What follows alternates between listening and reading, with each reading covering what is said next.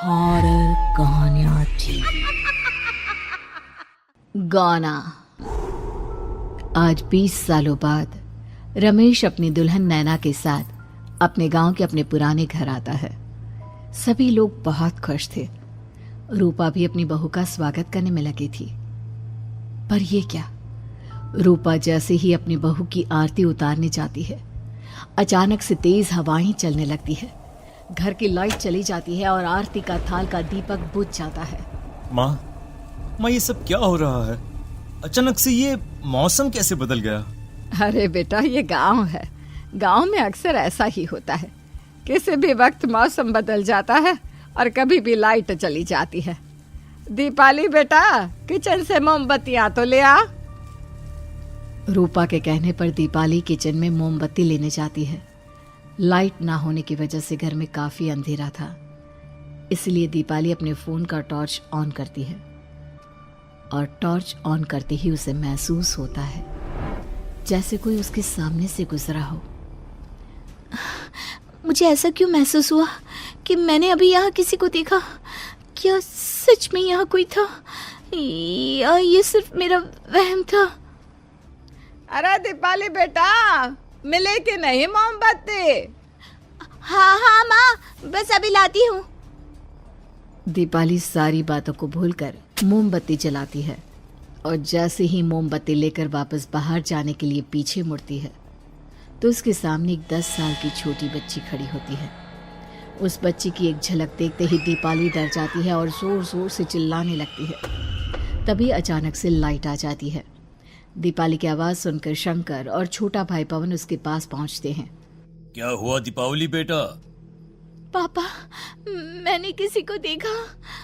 दीदी यहाँ पर कोई नहीं है। अंधेरे में वहम हुआ होगा आपको।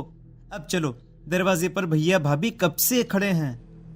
दीपाली भी इसे अपना एक वहम समझकर सबके साथ बाहर चली जाती है, जहां वो लोग अपनी भाभी का स्वागत करते हैं।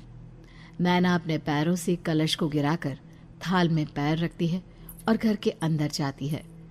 सब घर के अंदर चले जाते हैं। भाभी, मैं आपकी ननद नहीं, आपकी छोटी बहन और फ्रेंड की तरह हूँ। इसलिए कभी भी आपको ये लगे कि भैया आपको सता रहे हैं तो आप उनकी शिकायत मुझसे कर देना।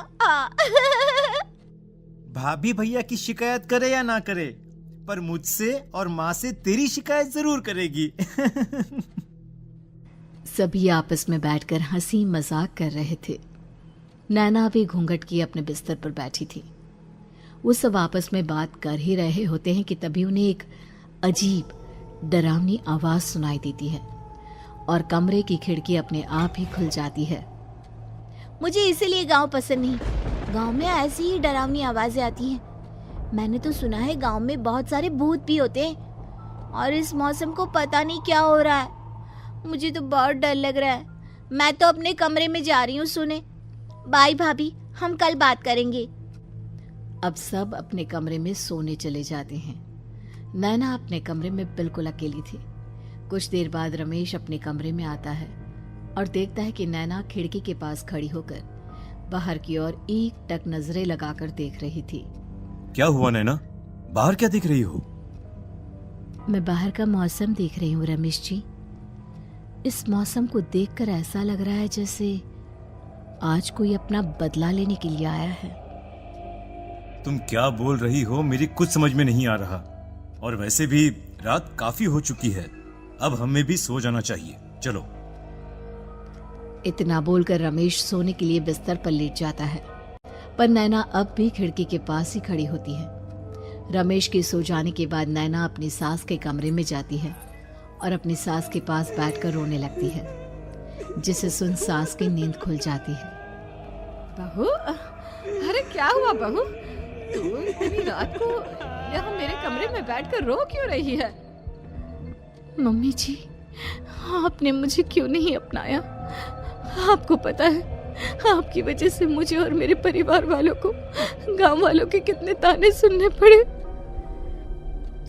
तू मेरी बहू नहीं है? कौन है तू? मम्मी जी, मैं आप ही की बहू हूँ। आपने मुझे अब भी नहीं पहचाना? इतना बोलते ही नैना की आंखें लाल हो जाती हैं। वो जोर जोर से हंसने लगती है। मौसम का रुख बदल जाता है। कमरे की खिड़कियां और दरवाजे अपने आप ही खुलने और बंद होने लगते हैं। देखते ही देखते नैना हवा में उड़ने लगती है और वो अपनी आंखों के इशारे से अपनी सांस को भी हवा में लटका देती है। तेरी वजह से मुझे और मेरे घर वालों को ताने सुनने पड़े। तूने जो पाप किया है, तुझे उस पाप की सजा मिलेगी और अब तेरी इस गलती की सजा तेरा पूरा परिवार भुगतेगा। इस तरह से नैना बड़ी ही बेरहमी से अपनी सास को मार डालती है और आराम से अपने कमरे में जाकर सो जाती है। अगली सुबह जब घर वालों को कमरे में रूपा की लाश मिलती है तो उन लोगों के पैरों तले जमीन खिसक जाती है। कल तक माँ बिल्कुल ठीक थी, फिर अचानक ऐसा क्या हुआ रात को कि माँ हम सबको छोड़कर चली गई। सारी गलती मेरी है। बेटे की शादी की खुशी में मैं ही रात को घर वापस नहीं आया और चला गया अपने गांव के दोस्तों से मिलने। अगर रात को मैं अपनी रूपा के साथ होता तो शायद आज वो हमें छोड़कर न जाती। घर में शोक का माहौल पसर गया था, पर नैना को इस बात से कोई फर्क नहीं पड़ रहा था और ये बात कहीं ना कहीं पवन को भी समझ में आ रही थी। अब ऐसे ही कुछ दिन बीतते हैं और 1 महीने के अंदर ही अंदर शंकर की भी मौत हो जाती है। पहले माँ छोड़कर चली गई और अब पिताजी। क्या हो गया है हमारे घर को? पता नहीं किसकी नजर लग गई है। भैया ये घर सही नहीं है। हम जब से इस घर में आए हैं कुछ न कुछ बुरा ही हो रहा है। हमें यहाँ से वापस शहर चले जाना चाहिए। जहाँ रमेश, दीपाली और पवन का रो रो कर बुरा हाल था, वहीं नैना अपने कमरे में बैठी आराम से मेकअप कर रही थी। दीदी मुझे तुमसे कुछ बात करनी है। मुझे लगता है कि इन सब के पीछे भाभी का हाथ है। पवन तू ये सब क्या कह रहा है? तू होश में तो है ना? अगर भैया भाभी ने तेरी ये बकवास बात सुन ली तो उनके दिल पर क्या गुजरेगी? तू भाभी पर इतना बड़ा इल्जाम कैसे लगा सकता है? दीदी आप खुद ही देख लो ना। हम जब से इस घर में आए हैं सब कुछ बदल गया है। शादी से पहले नैना भाभी ऐसी बिल्कुल नहीं थी, पर अब वो किसी से बात नहीं करती। ज्यादातर अकेले अपने कमरे में ही रहती है और कभी उनसे बात करो भी तो न जाने कैसी अजीबोगरीब तरह की बातें करने लगती हैं। तू पागल हो गया है। आप समझती क्यों नहीं है दीदी? देखो ना, हमारे घर में मौत का सिलसिला शुरू हो गया है, पर भाभी को कोई फर्क नहीं पड़ रहा। वो अभी भी मेकअप कर रही हैं, आराम से खाना खा रही हैं। और दीदी आपको पता है, जिस रात माँ की मौत हुई थी ना, उस रात मैंने भाभी को माँ के कमरे में जाते हुए देखा था। पवन की बातें सुन अब दीपाली के मन में भी शक पैदा होने लगता है और वो इस बारे में रमेश से बात करती है। रात को सब साथ में बैठकर खाना खा रहे थे, तभी कौन हो तुम और तुम ये सब क्यों कर रही हो? क्यों सबकी जान ले रही हो? रमेश जी, ये आप क्या कह रहे हैं? मैं भला मम्मी जी पापा जी की जान क्यों लूंगी? मैंने कब कहा कि तुमने माँ पापा की जान ली? नैना, तुम तो मेरी पत्नी हो, तुम थोड़ी किसी को मारोगी। नैना, तुम नैना ही हो ना? रमेश की ये बात सुनते ही नैना खाना छोड़कर गुस्से में सबको देखने लगती है। नैना की गुस्से भरी आंख को देखकर तीनों भाई बहन डर जाते हैं। तभी नैना जोर जोर से हंसने लगती है। मैं तो हूँ आपकी पत्नी गौरी। गौरी का नाम सुनते ही रमेश के होश उड़ जाते हैं। आखिर कौन है ये गौरी? क्या है इस घर और घर वालों का राज?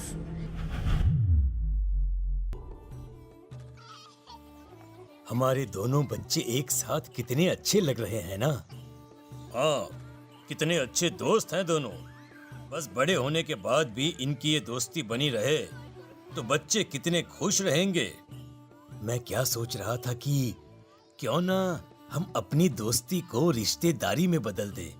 मैं अपने बेटे रमेश की शादी तेरी बेटी गौरी से करना चाहता हूँ। इस तरह हमारे बच्चे भी हमेशा साथ रहेंगे और हमारी दोस्ती भी रिश्तेदारी में बदल जाएगी। शंकर की इस बात से उसके दोस्त को बहुत अच्छा लगता है और वो अपनी बेटी की शादी रमेश से करवाने के लिए तैयार हो जाता है। बहुत जल्द दोनों परिवार मिलकर बचपन में ही रमेश और गौरी की शादी करा देते हैं। अरे शंकर, अपने बच्चों की शादी करवा कर हमने अपनी दोस्ती को रिश्तेदारी में बदल तो लिया, पर मैं चाहता हूं कि अपनी गौरी का गौना 2 साल बाद करूं, ताकि वो थोड़ी समझदार हो जाए। अरे हाँ दोस्त, बिल्कुल, हमें कोई दिक्कत नहीं है। इसी तरह समय बीतने लगता है।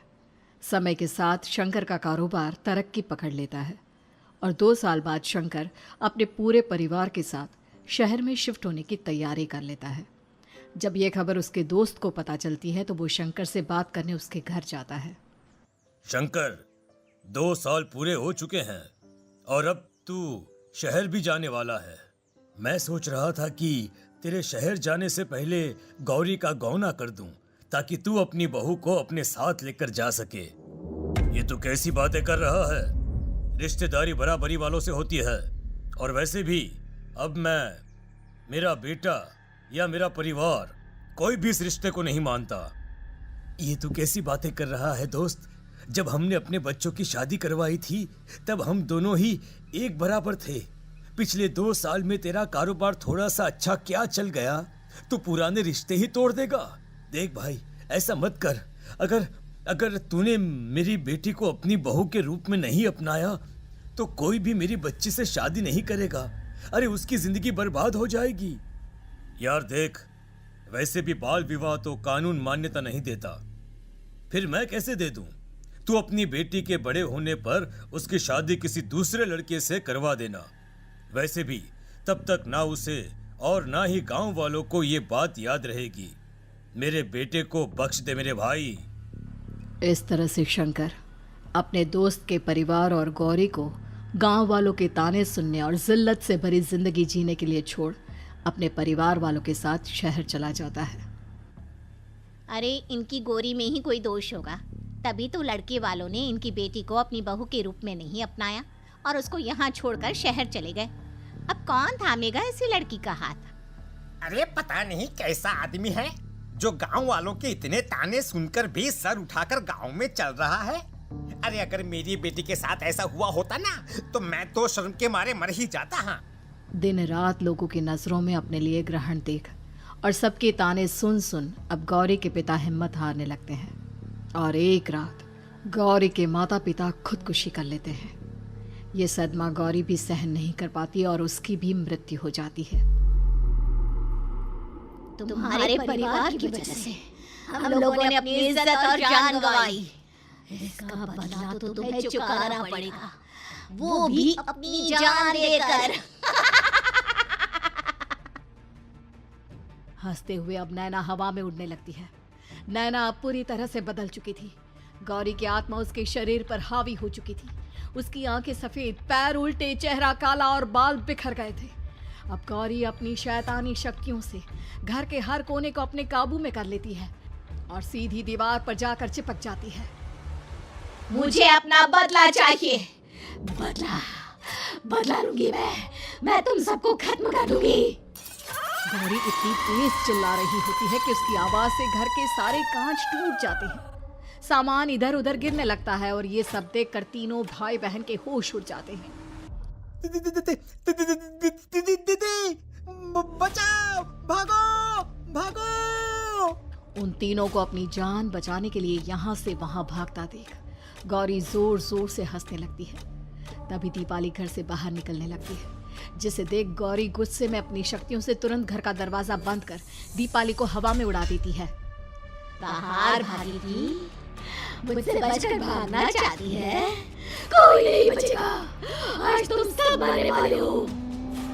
अचानक घर में भूतिया आवाजें गूंजने लगती है, तेज हवाएं चलने लगती हैं। सोफा, टेबल, कुर्सी सब हवा में उड़ने लगता है। ये सब देखकर रमेश, दीपाली और पवन की रूह कांप जाती है। घर में ये सब होते हुए और अपनी बहन को हवा में उड़ते हुए देख रमेश और पवन को भी समझ में नहीं आ रहा था कि वो क्या करे, कैसे अपनी जान बचाए। इतने में गौरी अपनी आंखें दीपाली की तरफ करती है और अपनी शैतानी शक्तियों से उसका गला दबाने लगती है। भागने का बहुत शौक है ना, अब मैं तुझे इस दुनिया से ही भगा दूंगी। इतना बोलकर गौरी दीपाली को उठाकर फेंक देती है और दीपाली दीवार से टकराकर नीचे गिर जाती है। दीपाली के पूरे शरीर में चोट के निशान होते हैं और वो उठ भी नहीं पाती। दोनों भाई भागते हुए अपनी बहन के पास जाते हैं। ये तो बस शुरुआत है, मैं तुम तीनों को तड़पा मारूंगी। अरे अरे, पर हमने क्या किया है? हम तीनों भाई बहन तो निर्दोष हैं। गलती तो हमारे माता पिता ने की थी और उन्हें तुम पहले ही मार चुकी हो, फिर हमारे पीछे क्यों पड़ी हो? पवन के इतना बोलते ही गौरी एक हवा के झोंके की तरह उसके पास आती है और उसका गला पकड़कर उसे हवा में उठा देती है और रमेश को गुस्से भरी नजरों से देखती है। गलती मेरे परिवार की नहीं थी, पर सबको मरना पड़ा। मैं किसी को नहीं छोड़ूंगी। गौरी पवन को हवा में उछाल देती है, जिस पर कमरे की छत से टकराकर जमीन पर आकर वो गिरता है। उसके सर और शरीर पर जगह जगह चोट लग जाती है और खून बहने लगता है, जिसे देख अब रमेश से चुप नहीं रहा जाता। गौरी, तुम्हारा गुनहगार मैं हूँ। तुम्हारी शादी मुझसे हुई थी। अगर तुम्हें बदला चाहिए तो मुझसे लो। मेरे भाई बहन को छोड़ दो। तुम मुझे मार दो। मरना तो सबको पड़ेगा। अरे पर इसमें उन दोनों की कोई गलती नहीं है। प्लीज, मैं मानता हूँ कि तुम और तुम्हारे परिवार के साथ जो कुछ भी हुआ वो गलत था, पर गौरी, मैं प्लीज मेरे भाई बहन को छोड़ दो। उन्हें तो इस बात के बारे में कुछ भी पता नहीं है। उनका इस सबसे कोई लेना देना नहीं है। तुम और तुम्हारा परिवार यही चाहता था ना कि मैं तुम्हें अपना लूं। उस समय मैं बच्चा था, मेरे पास इतनी समझ नहीं थी, पर आज मैं तुम्हें तुम्हारे इसी रूप में अपनाता हूं। मेरे साथ जो करना है कर लो, बस मेरे भाई बहन की जान बख्श दो उनकी जान। रमेश की ये बात सुनकर गौरी का गुस्सा थोड़ा शांत होता है। ठीक है, मैं तुम्हारे भाई बहन को नहीं मारूंगी, पर तुम्हें मरना होगा और तुम्हारी आत्मा को मेरे साथ शादी करनी होगी। मुझे मंजूर है। अब रमेश गौरी के साथ छत पर जाता है और छत से नीचे को जाता है। रमेश के मरते ही गौरी उसकी आत्मा को अपने साथ ले जाती है और इस तरह से रमेश खुद मरकर अपने भाई बहन को बचा लेता है।